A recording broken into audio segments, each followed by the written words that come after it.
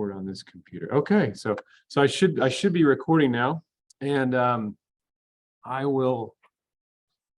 You guys can't see my screen, so that's no bueno. Hold on a moment.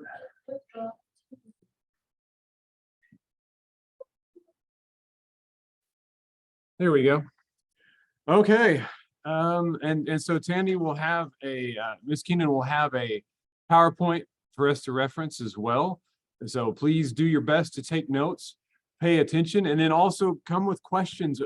Ms. Keenan, would you rather them ask questions as they pop up for our students, or would you rather that they wait until the end?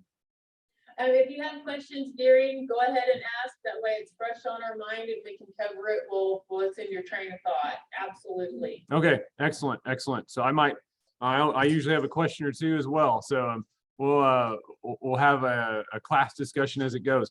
All right, if you want to take it away, I'm going to change the camera. If you can change your view, and that way you kind of have the floor. Let me stop my content. There we go. Okay. So, and I need to go to just monitor one. So go to camera, and if you go to camera at the bottom of the screen, it should say instructor or student. You'll want to choose instructor.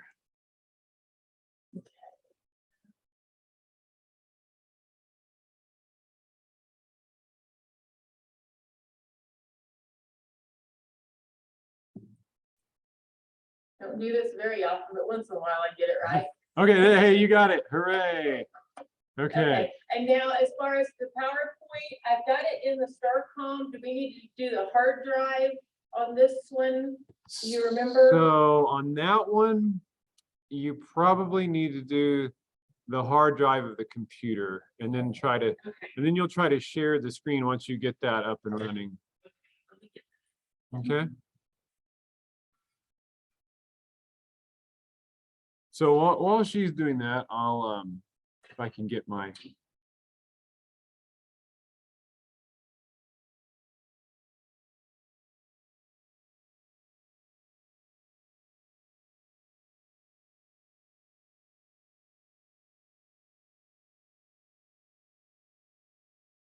and then once you get your PowerPoint up and running, there will be an option on the same screen where you chose your monitor to display your desktop, or just to display, it'll say computer content and then computer. It's sleepy, but it's starting to wake up. Oh, yeah. So there's a classroom across the way that got a new computer, and it's like night and day. I can't even describe how fast it is. It's faster than my desktop here. It's awesome.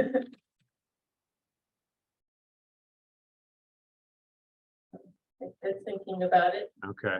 So what I'm going to do is I'm going to bring up the assignment that we have for tonight. And also, I have enabled multiple submissions for this assignment. So if you're not satisfied if you've already submitted it and you're not satisfied with what you turn in after you hear from Ms. Keenan, then you can resubmit and turn in something better. I do like to give students the chance to hey, this is the best of what I have. I want y'all to have the opportunity to feel like, yeah, this is the best with what I've got. Okay, so research methodology, we go into our assignment. So there are actually two places to submit the assignment. If you just want to use the left menu here, you can see written proposal or abstract. This is it. What are your research questions, or what is your research question? What is or are your independent variables? What will you control or manipulate or group together or use to predict? Please narrowly define your independent variable as much as possible. What are your dependent variables? What will you measure? So how are you going to validly measure your dependent variable? What instrument or instruments might you use? And then your hypothesis or hypotheses. What do you think you'll find? Again, use the best of your best writing. You want to really show, hey, this is how I can write. No text language. Don't act like you're on Twitter or Facebook at this point, or sending a text. We want to really be good with our writing. Okay, any questions about that before I turn over the microphone to You Mrs. can use Keenan? first person, correct, or do you have to use other? So that's an excellent question. Now, I would recommend that you use the researcher instead of first person. That's an excellent question. What we want to try to do with professional scientific writing is avoid personal pronouns like you, we, I. Now, you're going to have participants at some point where you might have to refer to your participants as they. But as far as like I, we, and a lot of us use that kind of language when we're just talking or when we're just writing. And so it's sometimes it's hard to break out of those habits. That's one of the things that we'll want to do. So if you reference your APA manual, this will give you an idea. Now, the APA manual, if you're doing qualitative research, you're not running statistics, there is a time when you can use first person language if you're doing qualitative research. Most of you will be doing quantitative, if not all. So if you're referring to yourself, the researcher is, it's kind of puts yourself in third person. Good question. Excellent question. Any other questions? Professor Randolph, we have liftoff. We have Almost to liftoff. the point. All right. I'm going to stop content on my computer and I'm going to allow, hopefully you'll be able to. I think this computer took a detour on its way there.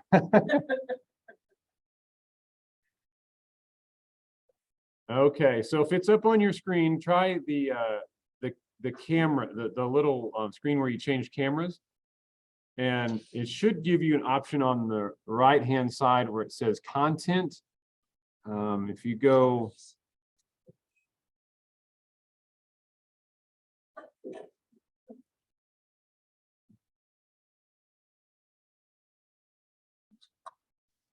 Okay, so if you go away from the camera screen, so there should be an X, you don't want to be at the camera screen. You go to the next one, and it's like a home screen, it says content in the lower right corner. Okay, I'm still not there. Okay, so yeah, you want to exit out that the camera screen. Okay, I'm in content now. Okay. And is it allowing you to share your content? Oh, there it is. It finally came up. Yay, okay. We are looking good now.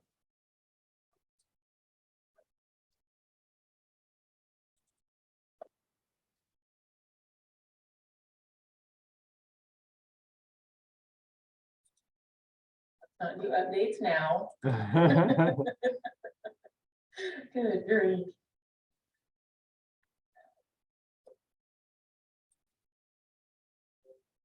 Oh, Microsoft. That's like, Okay, okay, there we go. yay, are we there? Perfect. Okay, thank you for your patience. There's always technical difficulties, it would appear. As Professor Randolph mentioned, I am the IRB chair. I'm also the director of sponsored programs. So I do a lot of compliance and all of that along with the IRB stuff. The purpose of the IRB, I know y'all have talked a lot about your kind of starting your proposals and kind of in that process. And our job as the IRB committee is to protect human participants. And that's the entire purpose of the IRB, just to be a second set of eyes to help protect the participants. And we also have the animal version of that, which we call the acronym is IACUP for that. So we basically do, we provide the checks and balances of ethical, is there any potential harm to the participants? Because we all know that we kind of have tunnel vision when we're involved in our own research or projects, and it's like, this is amazing, there's no problems whatsoever, but it's a different set of eyes may see something different. And our IRB committee is made up of up to 8 people, experienced researchers. We have one that is just a community member to give that set of eyes, especially on that very sensitive subject matter. So we try to give a broad range and really do the best we can to protect those human participants. And the IRB actually came about from some very sketchy medical experiments and also the Holocaust. People knew that there was a lot of horrible things going on under the guise of experimentation. So that's, we'll talk a little bit about that. I'm sure being psychology majors, y'all have probably heard a lot about the Tuskegee syphilis study and some of those. And some of those are actually the factors that have helped fine line our IRB processes. So if you're not familiar, this was a long running study, and syphilis is bacterial infection, typically sexually transmitted, and it can be passed from mother to child. It has some very long-term complications. And also the rash and ulcers that are associated with it on the skin. A lot of people will just kind of write those off as though I got into something irritant. So a lot of times they may not even know that they're infected until long-term damage has come about. If you can't see that flyer, it actually says, colored people, do you have bad blood? Free blood test, free treatment by the county health department and government doctors. You will and you may have bad blood, come and bring all of your family. So from the start, we can actually see this study was targeting generally poor sharecroppers. So the offer of free medical care for me and my family, we're going to provide you transportation.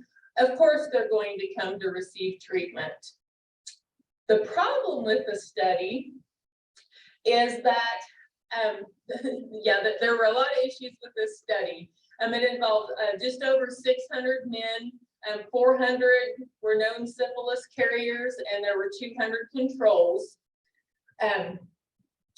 It was actually busted per se by Gene Heller from the Associated Press in 1972, who recognized that this study was still active. The problem that from an IRB standpoint and the ethical standpoint is the participants weren't informed of the true purpose of the study. At that time, bad blood was anything from anemia, syphilis, even colds and flus, anything that could cause complications. There was no informed consent of this is what's going to happen if you participate in this study. So that was one of the major issues with this study. The other problem was the ethical standpoint of when we found out that penicillin will cure syphilis, not only that, but very cheaply, the participants were not informed of that. So them and their families suffered for many, many years after the fact when a cure was there. We talked a little bit about the coercion, meals, rides, medical treatment, all of those things, that's coercion. If you participate, we will give you this. The other thing was, in the end, without the informed consent, they weren't notified. You can quit this study anytime without repercussions. So those were some of the things that some of the reasons this is such a studied case from an IRB standpoint, not only because it was so long-term, so many people were involved and nobody did anything until this Gene Heller brought it to light. Okay. One of the other major factors in the formation of the IRBs was the Holocaust. The SS doctors did a lot of cruel things to specifically the concentration camp victims under the guise of experimentation, which we know now on the backside, having studied the Holocaust for so long, that it was just torture. We know that if you're not familiar, Dr. Mengele was actually called the angel or the doctor of death. He performed atrocious experiments under the justification of medical experimentation. He had a fascination with twins, and we're not sure if that was because he had a control and a subject that were genetically related, or if it was because he was trying to figure out what creates twins, how can we create more twins so we can have more German Aryan babies. So we're not exactly sure his purpose. He did evade capture. He actually died in 1979 from drowning rather than being tried for his crimes. One of the other issues is Adolf Eichmann. Everybody's probably very familiar with him. His job was to figure out how to kill people the most efficient way possible. So all of those crimes that his methods actually led to the concentration camps and what the Germans or the Nazis justified as medical experimentation. So what became of that was the Nuremberg trials, and they actually tried the doctors and officers separately, basically because they thought they were more educated and they should have known better than the average person that what they did was wrong. The Nuremberg Code, it never became law, but it set the foundation for ethical medical treatment. And one of those things that we address a lot is voluntary consent. As a potential participant, I have the right to know what you expect of me, what I should expect of you during this experiment. If there's any manipulation required in the study, it takes a lot of justification for IRB approval for that. One of the other things that the code came about was, is there any other way that we can gain this knowledge without human experimentation? Animal testing, I know a lot of people are opposed to that, but animal versus human testing, the pros and cons of that, has previous research already been done? The only good thing that came out of some of the concentration camps was we were able to gather some of their data for like military use, like extreme temperatures and stuff like that. As sad as that sounds, some of that information was valuable because nobody in their right mind would conduct that experimentation. Some of the other issues are, once again, the subject's right to withdraw at any time without repercussions. And generally that doesn't come into play, for you and I doing, we're involved in a study at our medical clinic, but for vulnerable populations like inmates, those under 18, and pregnant women are considered a vulnerable population.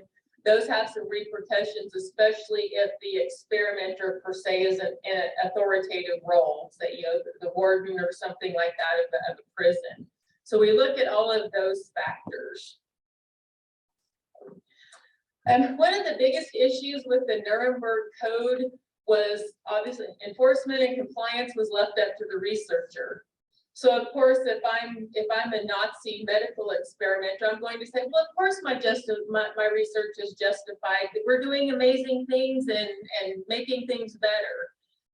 So that was one of the biggest issues with the Nuremberg Code and what came about. And we need to have some neutral eyes look at these research proposals and make sure that this is ethical research and necessary research. Some of the more recent medical experiments that have been have caused a stir with IRBs. In 2001, Ellen Roque, she was 24 years old and she died as a result of an IRB approved experiment. The purpose of it was they were trying to literally provoke mild asthma attacks in people to see what triggers that. If we know what triggers it, we can help prevent it. She was actually an employee of the Johns Hopkins Asthma and Allergy Center. From the IRB standpoint, the issues with this study was The hexamethonium she inhaled was not approved by the FDA. It had been pulled in 1972 for issues, and it was never approved as an inhaled form, which is what they used on her. Despite that, it was approved by the Johns Hopkins IRB. Now, if you're not familiar, most like the NIH and some of those, if you receive federal funding, you have to have your IRB has to have federal registration, especially those like OU Medical and all those who are conducting, major medical drug research, all of those. It's a very intense process. The IRB, they lost millions and millions in funding, aside from the outcry from an otherwise healthy 24-year-old's death. So that's why those set of eyes, why you have, a scientist on the IRB, researchers on the IRB, a community member, all of those things, those sets of eyes, hopefully somebody should have caught the hexamethonium aspect. I know if I was reviewing a proposal that involved that, I would have researched that specific chemical and looked at the history, because I'm not familiar with it.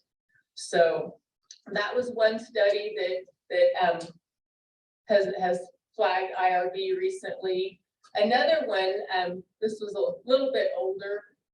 It was a San Antonio contraceptive study. Generally, poor migrant or poor women came to this clinic seeking birth control. I'm poor, I can't afford any more children, I'm being a responsible adult.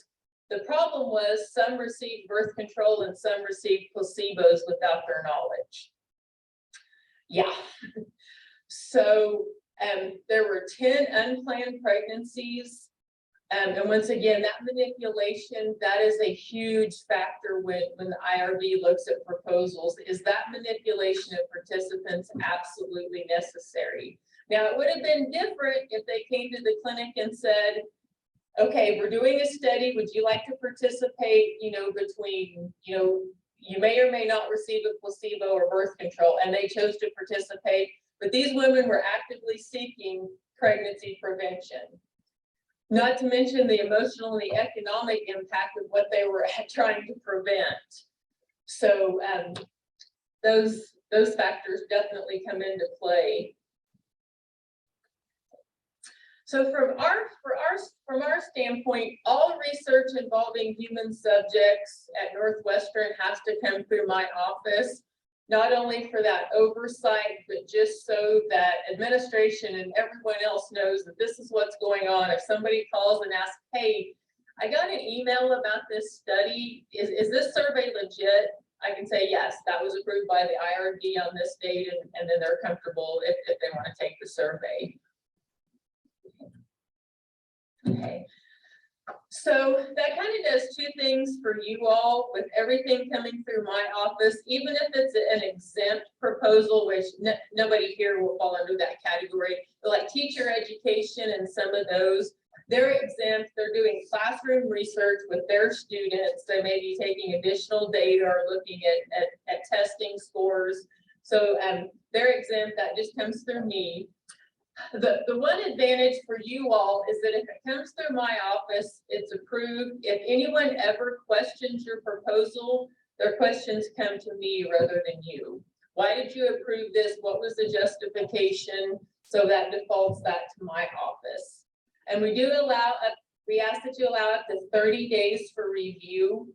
I try to get to proposals for the initial review as quickly as possible. And a lot of professors, like Professor Randolph, will kind of coordinate, go, okay, I'm expecting these proposals are due to me on this date, and I expect them to forward, I expect to forward them to your office on this date. Then I actually set aside a couple of days to complete those initial reviews rather than getting 15 proposals in a day. And it's like, okay, now I'm already 2 weeks out trying to get to them.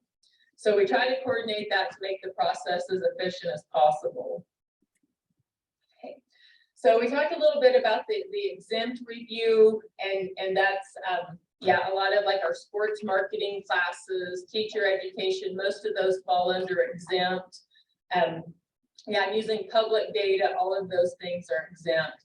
The only thing that doesn't fall under exempt ever would be like if you're doing research at a prison to where those inmates cannot legally speak for themselves, or for youth, you know, anyone under 18 that cannot legally speak for themselves. We have to go on to the expedited or the full review.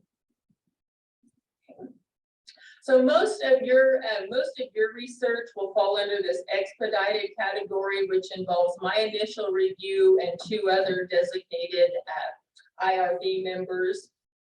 Minimal risk, and we kind of define that as, okay, this isn't going to be any more stressful than something I would, you know, if I'm going for a regular doctor's visit, or it's not going to create a lot of stress, hopefully bring up any trauma, any of that. We kind of weigh that subject by subject. Okay.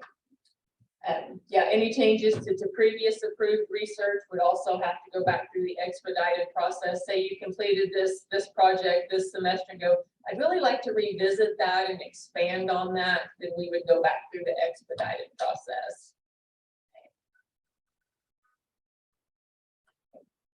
The full review, that requires at least 6 of the 8 on the committee. And that's, once again, that includes anyone in those protected populations. If there's any type of manipulation, and I'm not saying you can't have manipulation in your projects, you just have to really be able to justify the reason for it. If there's any potential for identification of participants, whether with your project or down the road, that's a very big deal. And some people say, well, I'm only asking about what kind of cereal people eat for breakfast.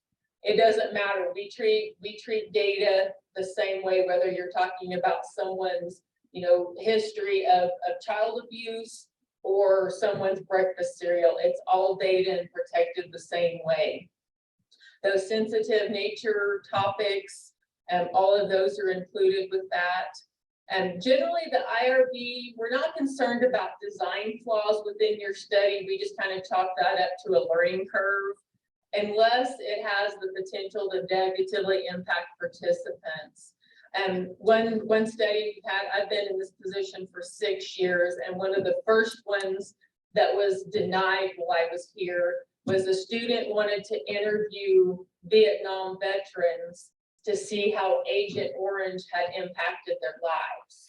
First of all, very vulnerable population, lots of trigger factors. It's like, does the research, do the pros of the research outweigh the cons of bringing up those memories for those veterans? That was a really hard sell in itself. The other issue was a design flaw. The researcher didn't have anything within the protocols to confirm that the veterans she wanted to interview had actually been exposed to Agent Orange. So in that case, so the design flaw did play a factor in the denial. And that's one of the things that, as you're, have y'all chosen your research topic yet? Still kind of in that. That's one of the things that I encourage is, we want you to research what's of interest, but also keep in mind that once you get into vulnerable populations, it's going to be the full review, take longer, take more detail to justify your research. Okay.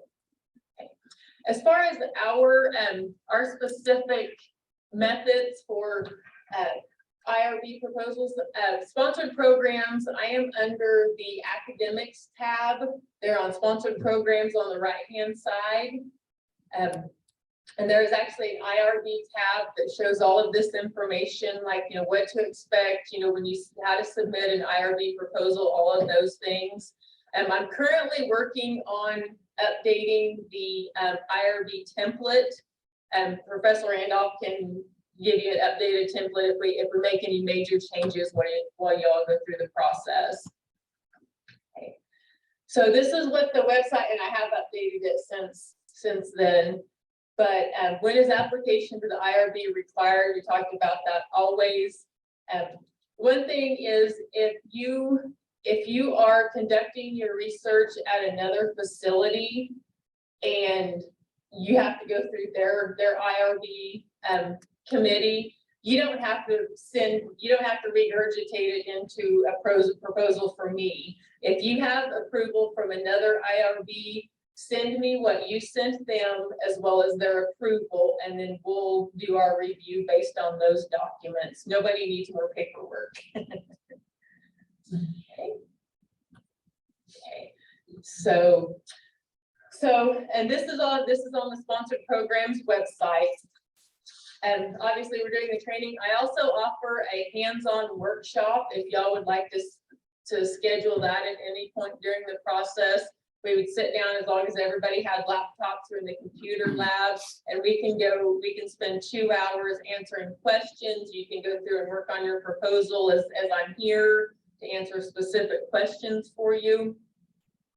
Yeah, send it to me by email in one document. If you have attachments, please include everything into one document. We'll talk a little bit about the no need to submit from another IRB proposal. Let's see. Once you send me that, and please send it from your student email, because otherwise it'll go to my junk folder and all of that and get lost in the abyss.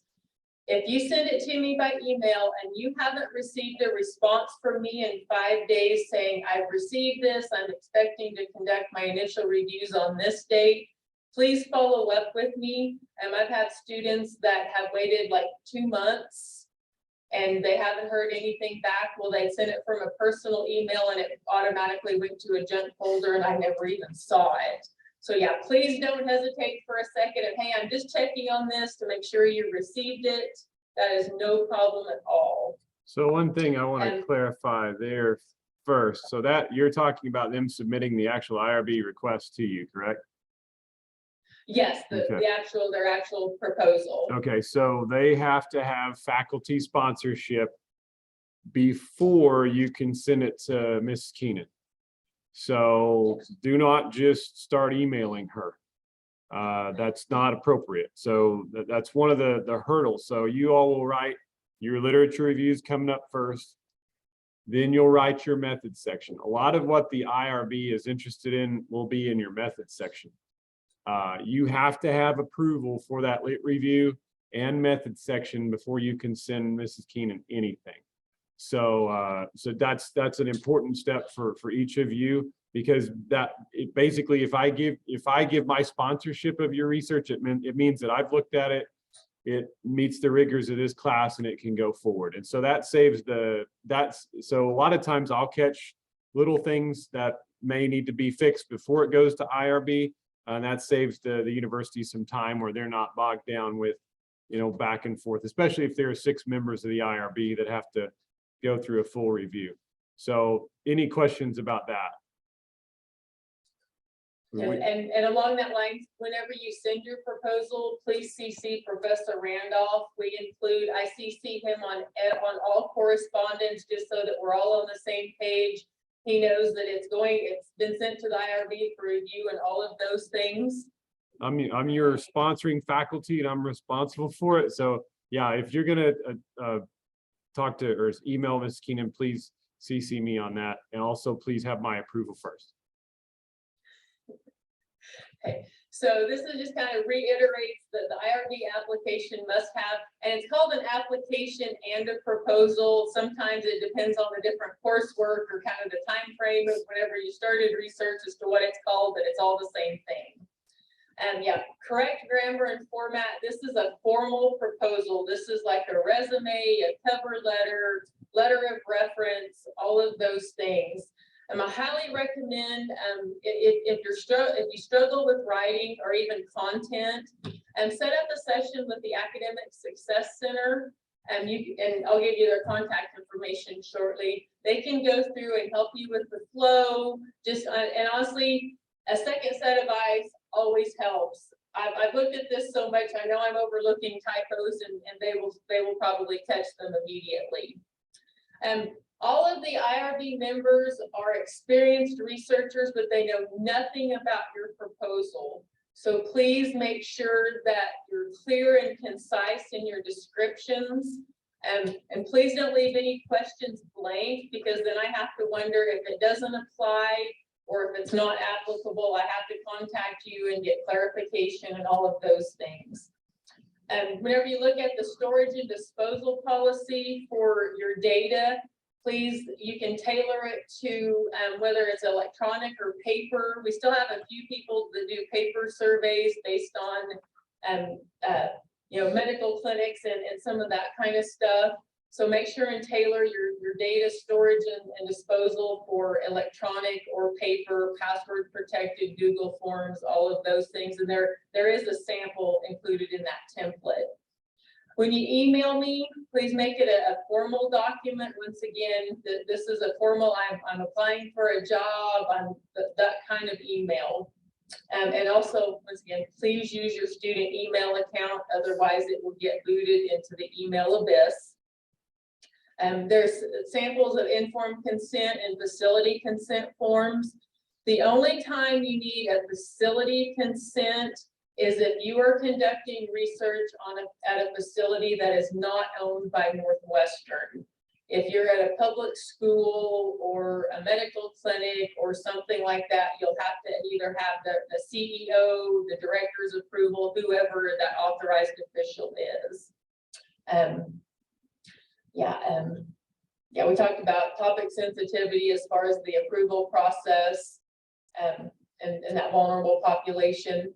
We don't allow any questions about suicide or self-harm at the undergraduate level. We do allow that with like our Doctor of Nursing programs because they are equipped to handle those crisis interventions immediately. And we really struggled with that aspect because obviously this is a psychology course and those are issues. The problem from an IRB standpoint is it's our job to protect the human participants.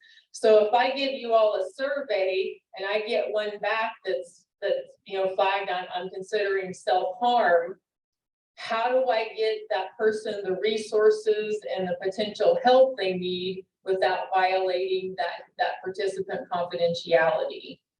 So that's one of the things that we've talked a lot about it. We're still struggling because of the liability, the confidentiality, and I'm a participant. Nobody's supposed to know my business. So that's definitely a struggle with that. So here's the information for the Academic Success Center. You can just call the front desk and say, I need to set up a time with an English tutor. The tutor will call you back and you all can meet in person. You can do it via Zoom, whatever works best for you all. So I have a question quickly to, not on this screen, but the one before. So you mentioned like questions of self-harm. I think I was in one of those classes teaching where we used a depression inventory. And the last question was, are you considering suicide? And it was like a Likert scale, like very much, somewhat, not at all, that type of response. And so the way that we navigated that, there's another facet of depression that involves suicidality that discusses, do you feel like you're a burden to someone?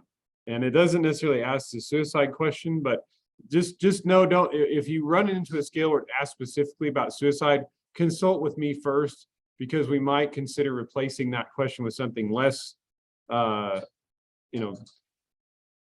guess it wouldn't be asking a question about self-harm specifically. So, but we could also substitute a question that might also indicate depression for that. So don't allow that to just say, well, I can't use that scale. Just have a discussion with me and maybe we can come out with a solution for that one question that asks about suicide. Sorry, I had to go there because no, that's okay. I appreciate that. Yeah.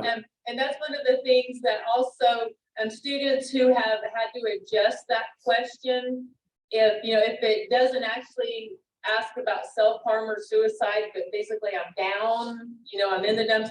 They have also included resources at the end of the survey. Hey, if you're feeling down, if you need to talk to somebody, and listing the, 4 or 5 different sources. So that way they've shared the information, but they haven't risked that participant's anonymity.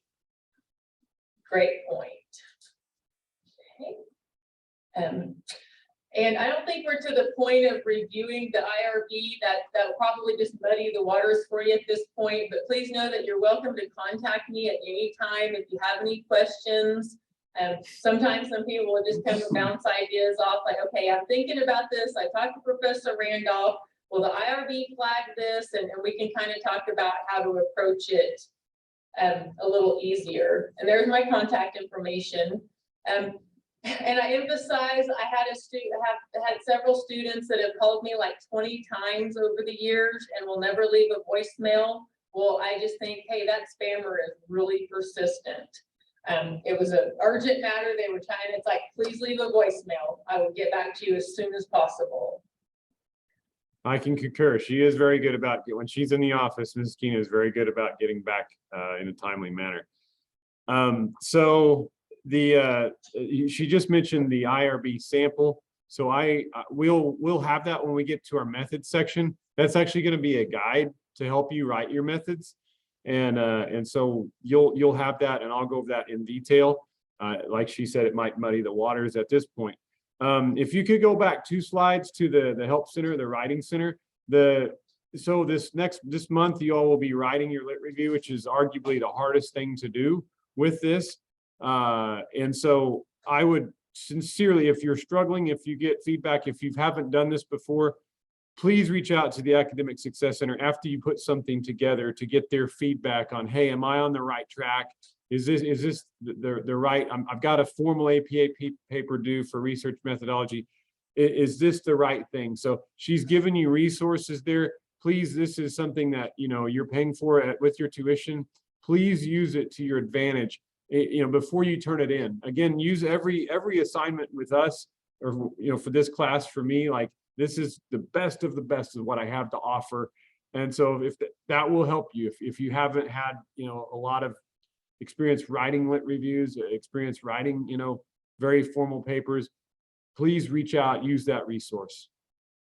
And I have to say, along that line, one of my undergrad degrees is English. So I've done a lot of writing in addition to my current duties as grant writer and all of that. If you struggle with the written word, read it out loud. Does it flow like a conversation, or is it C spot run? C spot run, you want it to flow like a conversation. So read it out loud, or have somebody read it out loud to you. Does it flow? How do I need to adjust? That's one of the best tips I got as an undergrad, is how does it flow? If you're having trouble with that written aspect, yeah, try that and use that for sure. And the English tutors, they will help you with that as well. Just here's a fresh set of eyes, and here's my input, aside from just the grammar and typo aspect. Right, excellent. What questions do y'all have? Can you go back to your slide? To my contact, yes. And I understand that none of us work 8 to 5, Monday through Friday. I have my cell listed there. If you have an urgent question, I am like to the wire. I'm desperate. I'm to the point of tears. I have a question. You are welcome to call or text my cell if it's after hours. I do not have a problem with that. A lot of times we can have a 1 or 2 minute conversation. We can get you back on the road at 10 o'clock on a Friday night.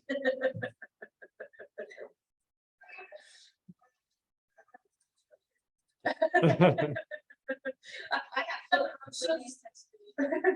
have had a few evening calls and tears, and we got through the tears, and it's like, okay, what's the hindrance? And it was something very simple. So I was able to answer that question, and they were able to finish the proposal by Monday morning. So I have no problem at all with that. Who of you are planning to administer surveys? Raise your hand if right now you're going to probably administer a survey. So I've got one student here in Enid, Allison out in Zoom, maybe a couple folks. 3 in Alva. Raise your hand if you're actually going to do a manipulation. You're actually going to try to do a true experiment. Raise your hand if you're going to try that. Any takers there in Alva? One in Alba. One in Alba. Okay, we have one in Enid. So, so that would be a full review. There are 6 members, so definitely allot the full 30 days as you're planning this out. A lot of you will be going to IRB toward the end of semester, so that we're thinking April. You know, this is when you're going to, you know, and so giving Ms. Keenan a heads up, that's when a lot of this class will be submitting our proposals to the IRB. And oftentimes that runs into May or June before you get, you know, a response back. So that means that we all have to be flexible in the summer. I don't know any project that was just given 100% go forth and prosper from the IRB. There are, when you have 3 sets of eyes on something, there are things that different people will catch that need to be, you know, amended and changed. So just be alert. We will make amendments and changes up until, you know, we start back in the fall. So the good news for you all is that you do have that summer. If you took this class in fall and have a quick turnaround in spring, it's really, you have to work really quickly and feverishly to get, you know, your project approved and moving forward. So any other questions before we get out of here? Ms. Keenan, We thank you. try to make it as interesting as possible, but I know sometimes it's as much fun as tax code, right? No, you did good. You did good. Thank you. Thank you. I appreciate you came and said. Thank you. Sure. All right, gang. I will see you all Wednesday, and we'll talk a little bit about your proposals. I plan to look at them before then. So don't forget your assignment. Professor Randolph, and I'm gonna go ahead and update this computer in here, so hopefully it doesn't take 10 minutes to start for the next person. Okay, no worries. Yeah, and holler at me if you have any concerns, Sandy, about I know we had a brief discussion about the IRB proposal template. If we run into anything new here, I'll forward that, and same way on your side. Okay, sounds good. Yeah, and once we have that final template done, I will add it to the website so it's accessible to everyone. Excellent, excellent. All right, take care, everybody. Bye. Thank you. Bye. See you, Adriana.